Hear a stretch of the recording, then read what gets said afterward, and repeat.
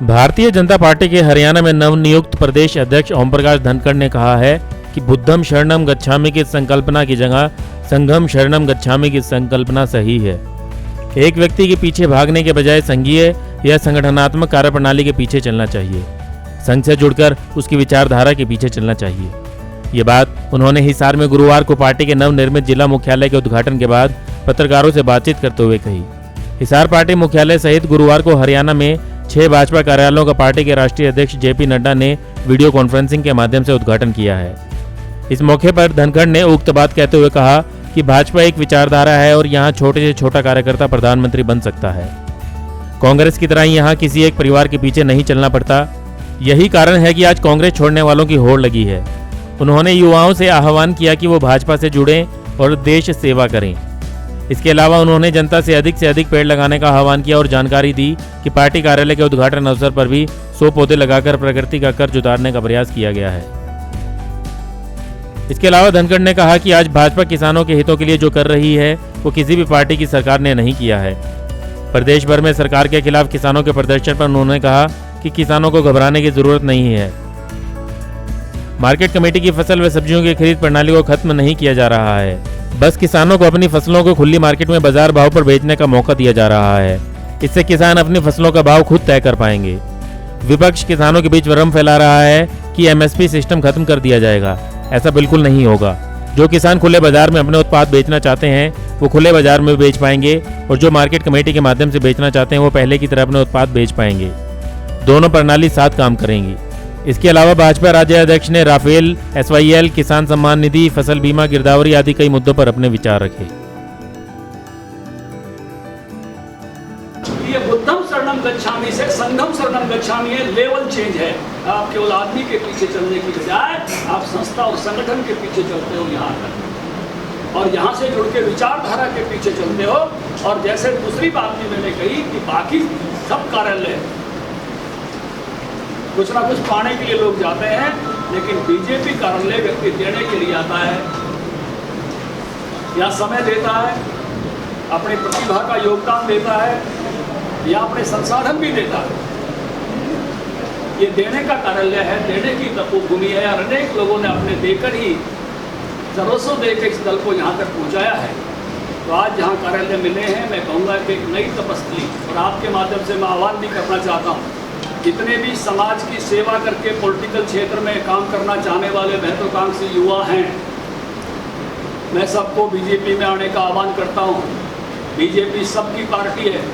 BJP में किसी भी भाषा, किसी भी वर्ग, किसी भी धर्म, किसी भी इलाके, किसी भी जाति से आने वाले कार्यकर्ता की यात्रा साधारण से असाधारण की हो सकती है। यहाँ ऊपर ऐसे छत नहीं है कि एक ही परिवार के लोग ऊपर बैठेंगे। Touch the sky with glory. आप में सामर्थ्य चाहिए, तपस्या चाहिए, धैर्य चाहिए। आप राष्ट्रीय अध्यक्ष हो सकते हो, आप प्रधानमंत्री हो सकते हो, अन्य पार्टियों में नहीं हो सकते। आप प्रदेश अध्यक्ष हो सकते हो, आप मुख्यमंत्री हो सकते हो। वहाँ पर कुंठा आ रही है, नौजवान लोग दूसरी पार्टियों को छोड़ रहे हैं। आप देख रहे हो सचिन पायलट को, आप देख रहे हो सिंधिया जी को, जो कि ऊपर बाहर है। एक सीमा से ऊपर जाने का वातावरण नहीं है। भारतीय जनता पार्टी सबकी है। मैं सभी युवाओं को आह्वान करता हूं कि जो राजनीति के रूप में देश की सेवा करना चाहते हैं वो भारतीय जनता पार्टी से जुड़े, सब वर्गों के जुड़े। उस कुंठा और निराशा के वातावरण में लोग वहाँ परेशान हो रहे हैं, और ये पार्टी है जो भविष्य की उम्मीदों पर और आने वाली भविष्य की चुनौतियों पर खरी उतरने वाली पार्टी है। उस तरह से काम कर रही है। और touch the sky with glory, 3 qualities की मैंने चर्चा की है पार्टी की। आज हिसार में मैं फिर से उनको दोहरा देता हूँ। ये ऐसी पार्टी है, सबके लिए जगह है। पहला गुण यही कि कहीं से कहीं तक भी आप जा सकते हो, आपकी तपस्या और आपने धैर्य। दूसरी बात, साधारण लोग भी इस पार्टी में चुनाव लड़ सकते हैं। जिनके पास जमानत के पैसे नहीं होते, ऐसे लोगों को भी ये पार्टी चुनाव लड़ने के अवसर देती है, और चुनाव लड़कर जनप्रतिनिधि और मंत्री तक, मुख्यमंत्री तक सब बनते हैं। मैं आपसे विचार साझा करना चाहता हूँ। कल मैंने कहा था, फिर उस बात को दोहरा रहा हूँ कि सर्वोच्च न्यायालय ने SYL के संबंध में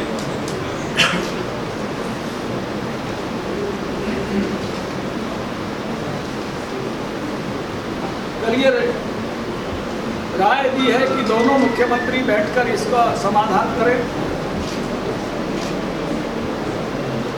समाधान का पक्ष पंजाब के मुख्यमंत्री के पाड़े में है, इसलिए आपके माध्यम से मैं निवेदन कर रहा हूं कि captain Amarinder ji political will दिखाएं और हरियाणा के हिस्से का जो 19 लाख एकड़ फुट पानी है, हम ऐसा राज्य है जहां 2 करोड़ एकड़ फीट पानी इस्तेमाल हो रहा है, लेकिन हमारे पास उपलब्ध पानी जो है वो 1 करोड़ 60 लाख एकड़ फीट है। 40 लाख एकड़ फीट पानी हम ओवर यूज कर रहे हैं ज़मीन से निकाल कर, और इसलिए हमारा डायरेक्ट जोन पर बढ़ता जा रहा है। ज़मीन के अंदर का पानी ऐसे ही होता है जैसे बैंक में कोई खाते में पैसे, एक दिन वो ख़त्म हो जाएगा अगर रिचार्ज नहीं होगा तो। ज़मीन से हम 1 करोड़ एकड़ फुट पानी निकालते हैं, 60 लाख एकड़ फुट रिचार्ज होता है, 40 लाख एकड़ फुट रिचार्ज नहीं होता, वो हर साल हम अतिरिक्त निकालते रहते हैं। और इसलिए हरियाणा के किसान को, दक्षिणी हरियाणा को बहुत ज़बरदस्त उस 19 लाख एकड़ फीट पानी की जरूरत है। हम उसके लिए बिल्कुल ये कहूँ कि हमारी भूमि उसकी प्यासी है। इसलिए मैं मीडिया के माध्यम से ये बात, एक मौका दिया है आपको बड़ा भाई होने का। हरियाणा पंजाब एक ही था, सारे वाटर रिसोर्सेज साझे के थे, इसलिए उस नाते से आपका दायित्व बनता है कि SYL का जो अधूरा काम है उसको पूर्ण करने में आप पॉलिटिकल विल दिखाएं और हरियाणा के हिस्से का पानी हरियाणा को पहुंचाने में, SYL बनने में उदारता के साथ दोनों मुख्यमंत्री जब बैठे तो इस निर्णय में सहभागी हों, इस निर्णय को करके दिखाएं। एक विषय, किसानों को एक रास्ता दिया है कुछ अध्यादेशों के माध्यम से कि किसान अपनी डायरेक्ट मार्केटिंग कर सके।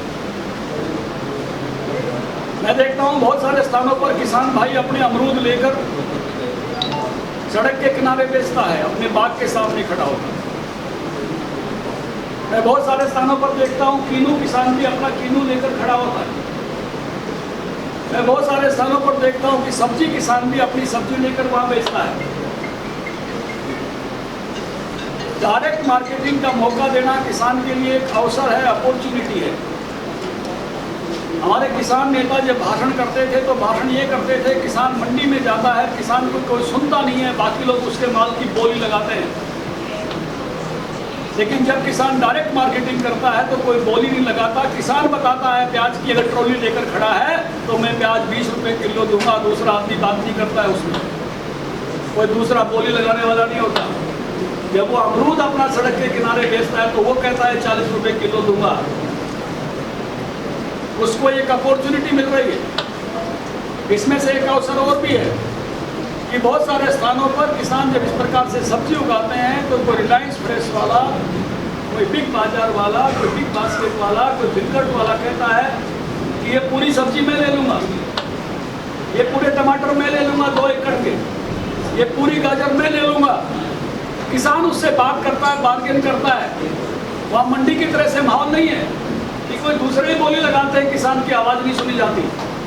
वहाँ वो भाव तय कर सकता है और इसलिए ये ओपन मार्केट का रास्ता दिया है। मैं कई स्थानों पर, हिसार के वो स्थान मुझे मालूम नहीं कहाँ है, स्वास्थ्य में यहाँ बहुत अच्छी स्ट्रॉबेरी है, सियाड़वा में। तो ये जो अलग अलग श्यामगढ़ में खरबूजे का है, करनाल में, हमारे झज्जर में अमरूद का बहुत जोरदार है, बागू बेर का है। भिन्न भिन्न स्थानों पर जो किसान ये काम करता है, मैं देखता हूँ हमारे दुजाना में बावरिया समाज के लोग सड़क के किनारे ट्रक के ट्रक प्याज जाते हैं, ट्रॉली में भर के जाकर बेचते हैं। अगर पुराने APMC एक्ट के तहत देखें तो बावरिया समाज ऐसे प्याज का व्यापार नहीं कर सकता। उनको मंडी में एक दुकान लेनी चाहिए 1 करोड़ की। 1 करोड़ से कम तो दुकान मंडी में मिलते नहीं। और फिर उनको आढ़त के और के सबके लाइसेंस लेने चाहिए और फिर वो अपना व्यापार करें। इतनी पूंजी तो उनके पास है नहीं। ट्रक का प्याज की है, इन नए कानूनों ने उनको स्वतंत्र कर दिया है कि आप कहीं से प्याज लाओ, कहीं पर बेचो, कोई एपीएमसी एक्ट आपको परेशान नहीं करेगा। लेकिन सरकार ये समझती है कि इस सुविधा का लाभ प्रारंभ में 5% लोग ही उठा पाएंगे, समय समय ये दायरा बढ़ेगा, इसलिए बाकी 95% लोगों के लिए मंडी व्यवस्था ज्यों की त्यों रहेगी। मैं बहुत जोर देकर कह रहा हूं इस बात को, क्योंकि कुछ लोग झूठ फैला रहे हैं इस नया रास्ता देने से कि मंडियों पर असर आ जाएगा, एमएसपी पे असर आ जाएगा। ना एमएसपी के सिस्टम पर कोई असर आएगा, ना मंडी पर कोई असर आएगा। जो डायरेक्ट बेच सकता है वो बेचे, बाकी सबके लिए एमएसपी और मंडी की व्यवस्था ज्यों की त्यों रहेगी। और आपके माध्यम से मैं किसान भाइयों तक ये बात पहुंचाना चाहता हूं और प्रतिपक्ष को भी कहना चाहता हूं कि इस विषय पर झूठ फैलाना बंद करें। ये तो ऐसा ही है कि एक ट्रेन जाती थी, एक बस और शुरू कर दी, अच्छी क्वालिटी की, तेज जाने वाली, इतना ही है। जो उसमें चढ़ेंगे वो अधिक पाएंगे, जो नहीं चढ़ेंगे उनके लिए पुराना सिस्टम ज्यों का त्यों रहेगा, उसमें कोई परिवर्तन आने वाला नहीं है। वो सबके लिए वैसे ही खुला रहेगा। जो भाई डायरेक्ट बेच सके वो डायरेक्ट बेचे, जो भाई नहीं बेच सके वो मंडी चला जाए। दोनों ऑप्शन उसी प्रकार से पैदल चलेंगे। ये इस बात की खुशी है कि राफेल अम्बाला में उतरेंगे। अम्बाला बहुत ही क्रांतिकारी जगह है, जो पहली स्वतंत्रता की लड़ाई शुरू हुई थी उसमें भी अम्बाला का बहुत बड़ा शुरुआत की बात थी। और आज अम्बाला फिर से बाकी भी जो युद्ध हुए उसमें अम्बाला के छावनी का बहुत महत्वपूर्ण योगदान रहा है। और आज मुझे खुशी है कि अम्बाला की धरती पर राफेल उतर रहे हैं। मैं भारतीय जनता पार्टी के अध्यक्ष के नाते आनंदित भी हूँ और अभिनंदन भी कर रहा हूँ कि हमारी हरियाणा की वीर भूमि पर राफेल उतरेंगे और देश की रक्षा सुरक्षा के लिए सबसे महत्वपूर्ण योगदान देने के लिए एक बहुत ही ज़बरदस्त मैं कहूँगा कि हमारे पास राफेल के रूप में एक उपकरण आया है जो भारत की रक्षा में और मजबूती के साथ योगदान देगा। सर, एसवाईएल की बात की आपने, अभी एक साल पहले केंद्र में बीजेपी की सरकार थी, पंजाब में बीजेपी की सरकार थी, हरियाणा में बीजेपी की सरकार थी, तो आपने उस समय क्या क्या प्रयास किए एसवाईएल के? भारतीय जनता पार्टी हरियाणा, भारतीय जनता पार्टी की हरियाणा की सरकार लगातार इस विषय में, क्योंकि मामला कोर्ट में था, सुप्रीम कोर्ट में था, हमारी सरकार के समय में ही मनोहर वन में प्रेसिडेंशियल रिप्रेजेंटेशन के माध्यम से हम लगातार लगे, उसकी सुनवाई होकर इस निर्णय पर पहुंचा कि ये कैसे इम्प्लीमेंट हो। डिफरेंट लेवल की, पहले एडिशनल चीफ सेक्रेटरी लेवल की वार्ताएं हुई, फिर चीफ सेक्रेटरी लेवल की वार्ता हुई है, अभी तक मुख्यमंत्री लेवल की नहीं हुई। उससे कोर्ट ने कहा है कि 3 सप्ताह का हम समय देते हैं कि मुख्यमंत्री की वार्ताओं में से कुछ आगे बढ़े। हमें उम्मीद है आज कोर्ट की अपेक्षा और आकांक्षा के हिसाब से कि मुख्यमंत्री लेवल की वार्ता में पंजाब पॉलिटिकल विल दिखाएगा, मैं इसकी उम्मीद करता हूँ और उससे हरियाणा के हक का पानी, हिस्से का पानी उसको मिलेगा। जिला हिसार में टिड्डी दल का भी प्रकोप हो चुका है और इसके अलावा जब जो बारिश हुई है उसमें फसलें भी बहुत अधिक नष्ट हो चुकी है, इसके लिए क्या सरकार? देखिए, मुझे इस बात की प्रसन्नता है, कृषि मंत्री रहते हुए हम जोखिम फ्री करने में सबसे ज़्यादा मजबूती के साथ लगे और देश के बाकी सभी राज्यों से आप तुलना करोगे तो हरियाणा का किसान सर्वाधिक जोखिम फ्री है।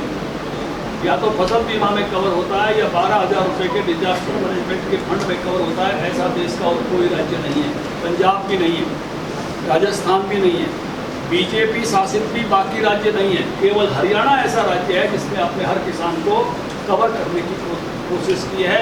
और जो वही टिड्डी दल आया उसका नुकसान हुआ, हमारे कृषि मंत्री की अनाउंसमेंट हो गई थी कि तुरंत इसकी जहाँ वो गिरदावरी की जाए जहाँ जहाँ जो नुकसान हुआ है। और अभी भी कभी भी जो नुकसान होता है दोनों ही तरीके से उसको, जो बीमित है उनको बीमे के तरीके से और जो बीमित नहीं है उनको डिजास्टर मैनेजमेंट फंड से उनको कंपनसेशन दिया जाता है। और अब तक के कंपनसेशन के आंकड़े हरियाणा के वो 4,500 करोड़ से ऊपर के हैं। ऐसा कोई हमारे अड़ोस पड़ोस में राज्य नहीं है जो इतनी बड़ी राशि कंपनसेट कर रहा हो। हरियाणा इस प्रकार से किसानों को कंपनसेट कर रहा है, बल्कि सब्जी किसानों को भी भावांतर भरपाई से, अब उसकी संख्या भी 15 हो गई है, हमने 4 सब्जियों से शुरू किया था, उनको भी कंपनसेट कर रहा है। और मैं साधुवाद देना चाहूँगा हमारे हॉर्टिकल्चर डिपार्टमेंट को, कृषि विभाग को, कि वो आप ऐसी भी योजना ला रहे हैं कि हमारे फल और सब्जियाँ भी बीमा के कवरेज में आ जाएँ, क्योंकि भावांतर भरपाई मंडी में सुरक्षा देती है, मौसम से सुरक्षा नहीं देती। हम उसकी बीमा योजना भी ला रहे हैं बाकी फसलों की तरह से, जैसे मौसम में भी उनको सुरक्षा प्रदान हो जाए। किसान भारतीय जनता पार्टी से बेहद खुश है, लगातार भारतीय जनता पार्टी का साथ दे रहा है। और देशव्यापी जब किसान आंदोलन और बाकी सब की बात चली थी, आपने देखा होगा, उस समय भी हरियाणा का किसान बिल्कुल मैं कहूँगा कि सरकार की योजनाओं की सर्वत्र प्रशंसा करता है। और एक और बात कहता हूँ, किसान कोई भी मुद्दा लेकर आते हैं, किसान सम्मान निधि इस सरकार में शुरू हुई, मोदी वन, मनोहर वन, किसान पेंशन की योजना पर कोई योजना बनी तो इस सरकार के समय में बनी। पिछले सारा रिकॉर्ड हरियाणा बनने से और बीजेपी सरकार बनने तक का खंगाल लो, चाहे वो देश का मुद्दा है, 50% प्रॉफिट के साथ फसलों के दाम देने शुरू हुए तो मोदी जी के समय में हुए, और खरीद सरसों की एक एक दाना बाजरे की करनी शुरू हुई तो इस सरकार ने शुरू की, सूरजमुखी की। ऐसे रिकॉर्ड सबके खंगालो। बहुत सारे लोग बड़ी बड़ी बातें करते हैं, पिछली सरकारों के मुख्यमंत्री भी कई बार बड़ी बड़ी बातें करते हैं, लेकिन डाटा जरूर दिखा देना चाहिए कि हुड्डा साहब ने कितनी सरसों खरीदी और इस सरकार ने कितनी सरसों खरीदी, विपक्षी सरकार ने कितना बाजरा खरीदा, उन्होंने कितना बाजरा खरीदा। तो ऐसे केवल जो है मैं कहूँगा कि उसी से शीशा साफ हो जाता है कि ये क्या पोजीशन है। सर, विपक्ष में रहते हुए आपने काफी प्रदर्शन किए थे स्वामीनाथन आयोग के लिए, लेकिन स्वामीनाथन आयोग ना पार्ट 1 में लागू है ना अभी तक लागू हुआ है। आप बताइए स्वामीनाथन साहब की कौन सी बात लागू हुई, मैं आपसे पूछना चाहता हूँ। विपक्ष मैं ये कृषि मंत्री के नाते कह रहा हूँ कि स्वामीनाथन की सिफारिशों के हिसाब से फसल को जोखिम फ्री करना हमने शुरू किया। स्वामीनाथन साहब की सिफारिशों के हिसाब से 50% प्रॉफिट दिया जाए वो हमने शुरू किया। स्वामीनाथन साहब की सिफारिशों के हिसाब से जो है खरीद अच्छी की जाए, सबकी की जाए, वो हमने शुरू की। स्वामीनाथन साहब ने तो हमको सर्टिफिकेट दे दिया, हमारी प्रशंसा वो खुद कर चुके हैं हमें स्वामीनाथन साहब। अब आप कब संतुष्ट होगे वो मुझे देखना है। सर, बड़ौदा इलेक्शंस को लेके क्या तैयारियां हैं? 2 बार सर, बड़ौदा बाई इलेक्शन को लेके क्या तैयारियां हैं? सरकार के 9 महीने में 9 घोटाले हो गए, सर आपसे क्या कहना है? सुधार करना और अच्छे रास्ते पर बढ़ाते हुए ले जाना, ये सरकार की कमिटमेंट है। क्या अभय सिंह चौटाला, रणदीप सुरजेवाला, भूपेंद्र सिंह हुड्डा ने क्या रजिस्ट्रियों के विषय में कोई बात कही थी? नहीं। हमारी सरकार ने अपनी पहल पर कुछ शिकायतें मिली तो और सिस्टम कैसे अच्छा हो और ट्रांसपेरेंसी कैसे आए, हम और बेहतरी की तरफ कैसे चलें, लगातार इस सरकार का प्रयास रहता है और लगातार बेहतरी की तरफ चलना पड़ेगा। सिस्टम होता है, सिस्टम कभी भी आप किसी भी सिस्टम को परफेक्ट नहीं कह सकते, हमेशा सिस्टम में सुधार की गुंजाइश रहती है। जो ही चैलेंज आएगा आपको नया सुधार करना पड़ेगा। जब आप नए लेवल पर जाते हो तो केवल निंदा के लिए निंदा करना उचित नहीं है। सरकार नए लेवल पर जा रही है और अच्छा करने के लिए जा रही है। अध्यक्ष जी, बड़ौदा इलेक्शन को लेकर क्या करेंगे? बड़ौदा बाई इलेक्शन को लेकर क्या तैयारियां हैं? भारतीय जनता पार्टी मैं कहूँगा कि हर आने वाले आगे के चुनाव के लिए तैयार है। बड़ौदा चुनाव कांग्रेस के लिए लिटमस टेस्ट है, चैलेंज है, हमारे लिए अपॉर्चुनिटी है, अवसर है, क्योंकि सीट कांग्रेस की थी। हुड्डा साहब के काफ़ी नज़दीकी आदमी श्री कृष्ण हुड्डा जी वहाँ विधायक थे, तो उनके लिए तो चैलेंज है कि बचा पाते कि नहीं बचा पाते, लेकिन जीत की तरह से हमको एक अवसर मिला है और इस अवसर में से जरूर हमको उपलब्धि होगी, ऐसा मुझे पूरा भरोसा है। क्योंकि बड़ौदा के लोग विकास चाहते हैं। उन्होंने 6 साल देख लिया विपक्ष का विधायक बनाकर, जो गति चाहिए वो विकास की विपक्ष का विधायक नहीं ला पाता है। सत्तारूढ़ दल के साथ आने से गति तेजी के साथ आगे बढ़ती है। मैं बड़ौदा दौरा करके आया हूँ, ऐसा बड़ौदा के लोगों का मन है और वो भारतीय जनता पार्टी के साथ आने का मन बना रहे हैं। प्रदेश अध्यक्ष का दायित्व संभालते ही एक आह्वान मैंने कार्यकर्ताओं को किया है कि भारतीय जनता पार्टी का हर कार्यकर्ता कम से कम 1 पेड़ लगाए और उसका संरक्षण और पोषण भी करे। हरियाणा ऐसा क्षेत्र है जहां वानिकी क्षेत्र बहुत मामूली है और बढ़ती हुई आबादी और बढ़ते हुए बाकी ट्रांसपोर्ट के जो साधन हैं और आधुनिकता के जो अन्य साधन हैं, जैसे हम यहाँ बैठ के शीतलता का जो आनंद ले रहे हैं, और उद्योगों के कारण से जो ऑक्सीजन की पर्याप्त मात्रा या पर्यावरण का शुद्ध रहना,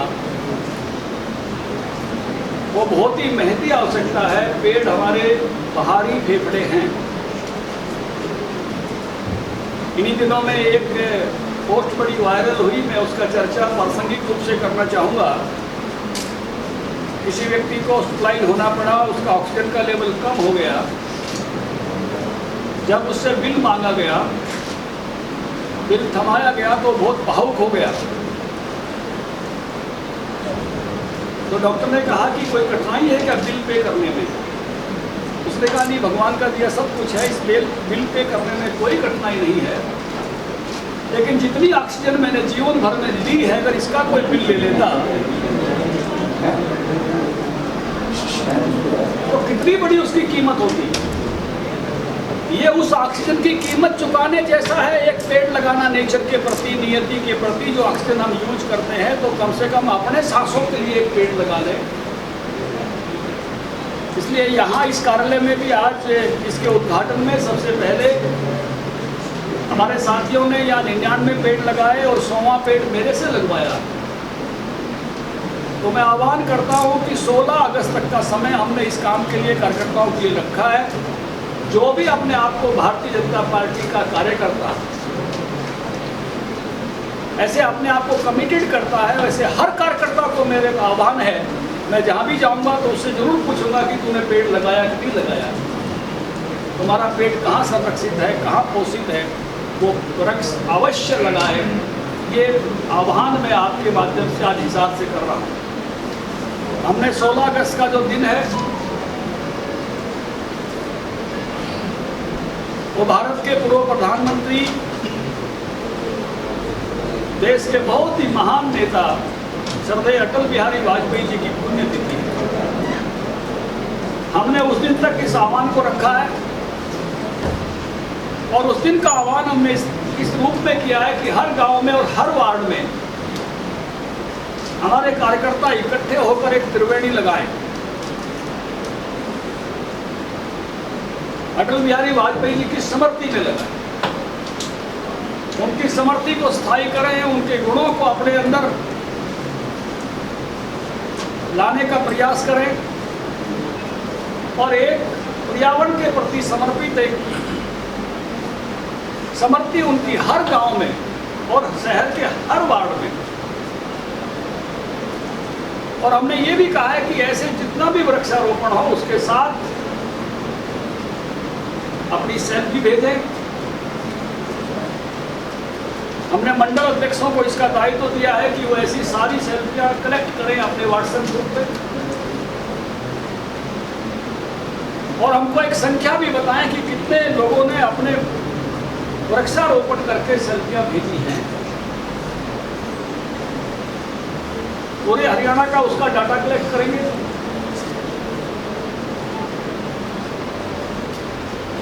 और पर्यावरण संरक्षण के प्रति एक, मैं कहूँगा कि ये बहुत बड़ा यज्ञ है। यज्ञ जिस प्रकार से थोड़े समय के लिए ऑक्सीजन को शुद्ध करता है, वृक्ष लगातार यज्ञ की भूमिका निभाता है, लगातार एक देवता की भूमिका निभाता है जो हमको देता है, जो पुण्य भी है और जरूरत भी है। कुछ काम केवल पुण्य के लिए हो सकते हैं, जरूरत नहीं हो सकती, लेकिन ये ऐसा काम है जो मानवता की, इंसानियत की, प्राणी मात्र की, जीव मात्र की जरूरत भी है और पुण्य भी है। सब इसका सहभागी बने। इस मौके पर विधानसभा की डिप्टी स्पीकर रणबीर गंगवा, विधायक डॉक्टर कमल गुप्ता, विधायक विनोद भयाना, वरिष्ठ नेता श्रीनिवास गोयल, महिला मोर्चा की प्रदेश उपाध्यक्ष सोनाली फोगाट, जिला अध्यक्ष सुरेंद्र पूनिया, महामंत्री सुजीत कुमार, मीडिया प्रभारी सुरेश गोयल धूपवाला, कैप्टन भूपेंद्र, आशा रानी खेदड़, रवि सैनी, प्रवीण जैन, रणधीर धीरू, रामचंद्र गुप्ता आदि नेता प्रमुख रूप से उपस्थित थे। ब्यूरो रिपोर्ट, नई ताज़ा न्यूज़, हिसार।